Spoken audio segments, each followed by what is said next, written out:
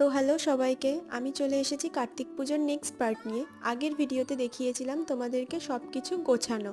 এবার হবে পুজো, কিন্তু পুজোর আগে এই অতিথি আমাদের বাড়িতে চলে এসেছিল একটু আদর খেতে আর কি। বসে বসে সবাই গল্পই করছিলাম, তখনই দেখি ঠাকুরমশাই চলে এলো। আগেই বলেছিলাম আমাদের পাড়াতেই বেশ কয়েকটা পুজো হচ্ছে, আর আমাদের বাড়ির আশেপাশে আমাদের বাড়িটাকে ধরে 3টে পুজো হচ্ছে। পাশের একটা বাড়ির পুজো করে আমাদের বাড়িতে পুজো করতে না করতেই দেখি সামনের বাড়ির ঠাকুর চলে এলো। ওনাদের বাড়িতে আগের বছর কার্তিক পুজো করার পরপরই না পুচকেটা হয়েছে, যার জন্য এবছর অনেক বড় করে পুজো হচ্ছে, আর আমাদের ওখানেই রাতে নিমন্ত্রণ। আর এত বকবক করতে করতে দেখি ঠাকুরমশাই এখানের পুজো কমপ্লিট করে ওদের বাড়িতে ঢুকেও গেছেন, আর কাকিমণিও প্রসাদ দিয়ে দিল।